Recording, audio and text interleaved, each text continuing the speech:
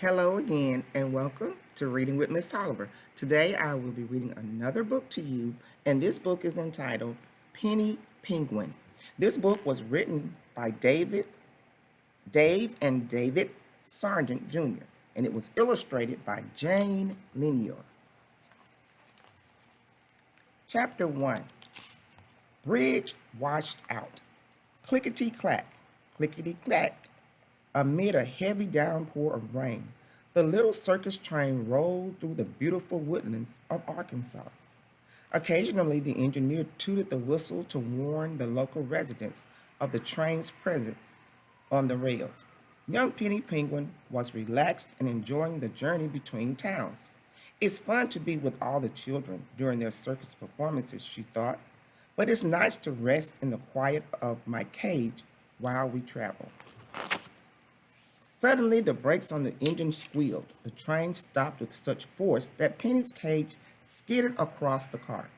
The door flew open, and she sat up and shook her head, trying to figure out the cause of the unexpected rough stop. Moments later, Penny heard people shouting to one another. "Check the cars for any injured animals," a man's voice boomed, "and be quick about it."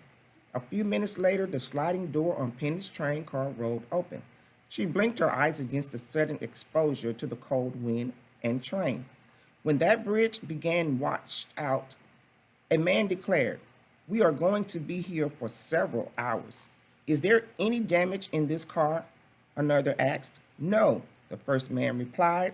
"Looks like things have just been thrown around a bit. Let's go check out. Let's go check on the big cat's cage." Penny watched the man turn toward the next car and walk away.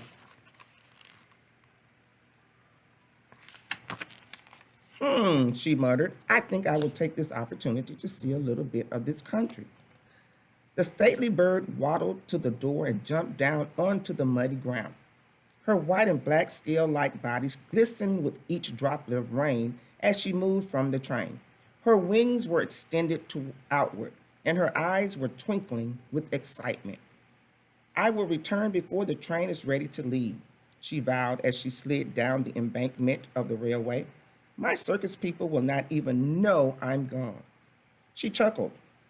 "They are too busy worrying about the wild and ferocious animals." With a smug expression on her face, she added, "And I'm not very wild, and no, not one bit ferocious."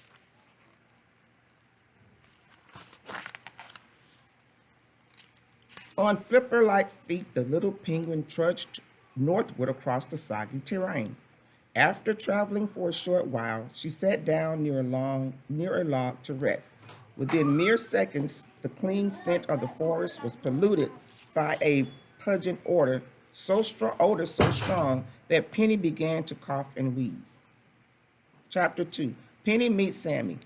"Phew," she cried. "This idea of mine to explore for a while may be a bad one. I think I better go back to my train car." Her muttering was interrupted by a spasm of giggles. She stood up and looked around, trying to find the source, but her eyes were watering from the strong odor, and she could not see. I got you," a little voice said between fits of laughter. "You look funny with your face all scrunched up."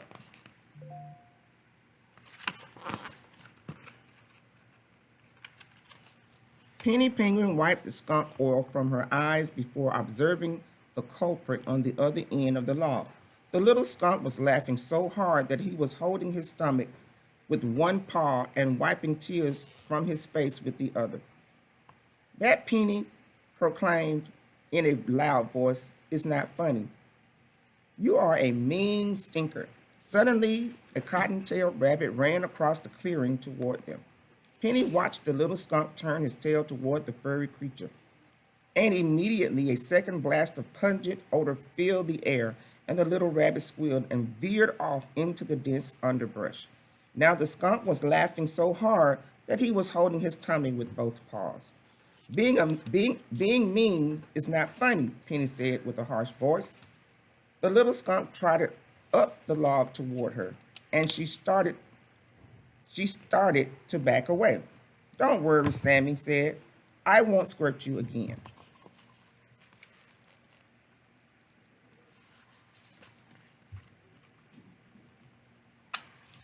I would appreciate that, the penguin muttered as she turned to face him.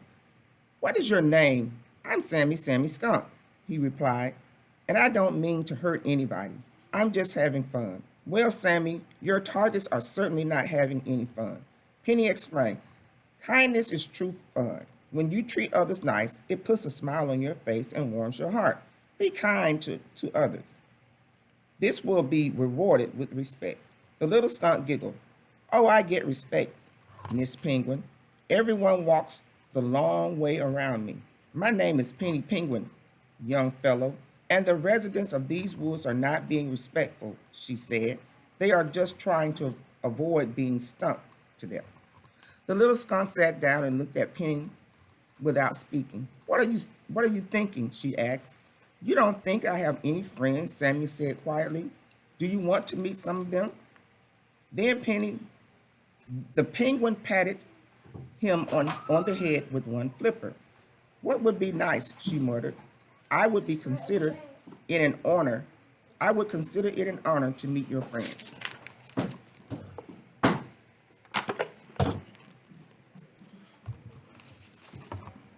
Sammy grinned. I will take you to the farm where Farmer John and Molly live. I have a lot of friends there, he explained smugly. A short time later, the penguin and the skunk arrived at the farm. The clouds overhead were slowly disappearing, and the rain had diminished to an occasional sprinkle as they approached the barn. Hey, everyone, come and meet my new friend, Sammy shouted. Penny Penguin saw nervous critters run for cover. Anxious eyes peered at Sammy from behind rocks and buildings as they slowly walked through the barnyard. Please, Sammy begged, I won't squirt any of you. Come meet my new friend. Her name is Penny. But the animals' only response was to cover their noses and shake their heads. As Sammy and Penny neared the farmhouse, a lady walked down the porch steps toward the front gate. That is Farmer John's wife, Molly, Sammy Skunk exclaimed. I'll bet she'd like to meet you. As Molly reached the front gate, she looked up and saw Sammy trotting toward her, wide-eyed and screaming at the top of her lungs. She ran back into the farmhouse. I think we would start back to the train, Penny said quietly. Maybe I can meet your friends some other time. Sammy nodded his head and groaned. I guess you are right, Penny. I have been having fun, but it looks as though my fun has cost me all of my friends. Suddenly, a loud roar echoed against the stillness of the barnyard. Penny gasped and gulped as her eyes searched the area. Sammy's voice trembled in fear as he asked, What was that? That, Penny whispered, is one of the big cats from the circus train, one of the wild and ferocious ones. What should we do? Sammy asked.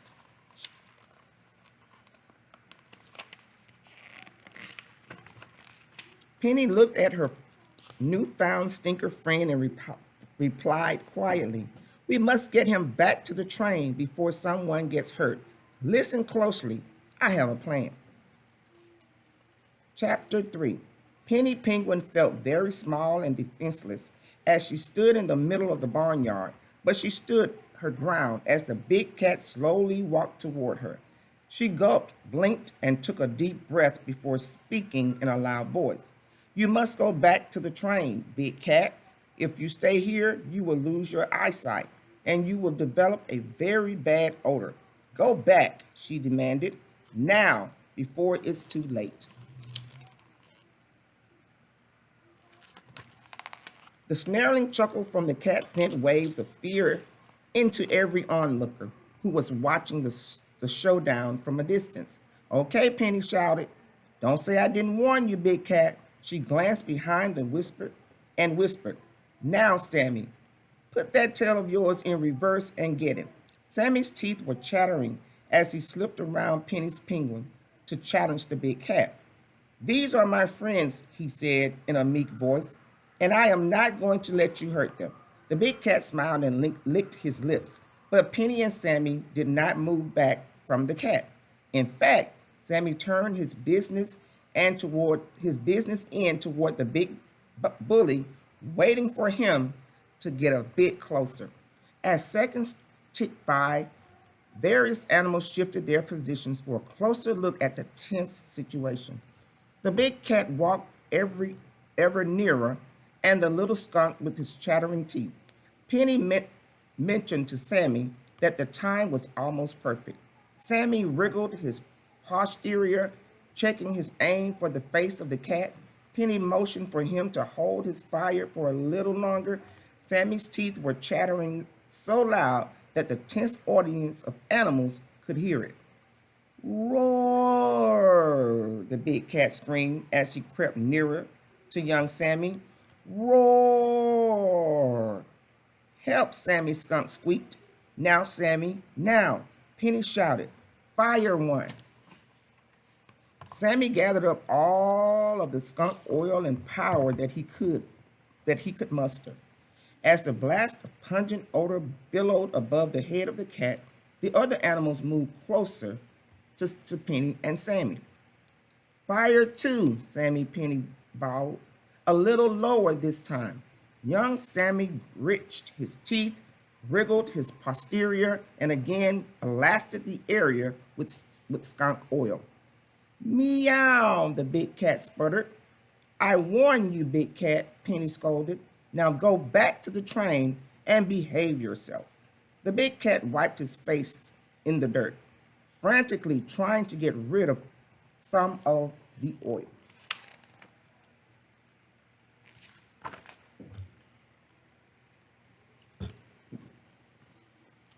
Sammy, feeling much more secure, trotted over and looked into his watering eyes. Show, show, Sammy said, as if speaking to an insignificant fly. The farm animals cheered as the big cat turned toward the area of the little circus train. He stopped and looked back at Sammy several times. Penny Penguin smiled and winked at Sammy as he accepted handshakes and grateful pats on the back from his newly refound friend. Now, Sammy, Penny asked, don't you agree that kindness is far greater than just having fun? This is the respect that truly counts. She patted him on the back as he added, and doesn't your heart feel warm and happy? It does, Penny, Sammy said. Thank you for your friendship, and thank you for teaching me to take good care of my old friends. Suddenly, Penny Penguin heard the whistle of the circus train. It was snarling for all to get aboard. I must go now, Sammy. My train is about ready to leave, and I have a responsibility to the children. Besides that, she confessed, I have as much fun at the circus as they do. Goodbye, my friend. Perhaps we will meet again one day. And Sammy grinned, and I will not greet you with a squirt. Fair enough, she added as she waddled away. Fair enough. Minutes later, Penny caught up with the big cat who was stopping every few steps to clean his eyes and face. Oh, for goodness sake, she muttered. If you don't hurry, the train will leave without you. Penny put her wings on the big cat's head and said, stay with me, you big pussy cat, and we'll get there in plenty of time. Shame on you for scaring everybody. Didn't your mama ever tell you that being kind to others will help you feel happy and warm your heart? It's true.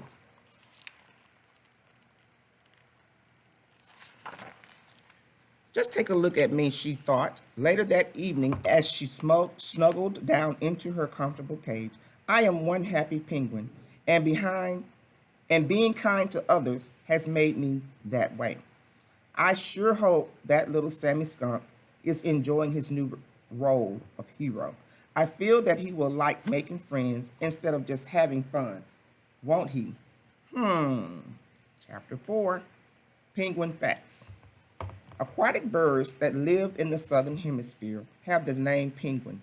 Years and years ago, this name was given to the great auk of the North Atlantic. It was a big black and white bird that stood with very upright stance. It did not fly. That bird is not extinct. Other large birds that do not fly far were found in the southern hemisphere, and they too were called penguins. The name is now restricted to those birds. Penguins do fly, but not very far. The end. I hope you enjoyed this book that's entitled Penny Penguin. I certainly did. And I will see you the next time on Reading with Miss Tolliver.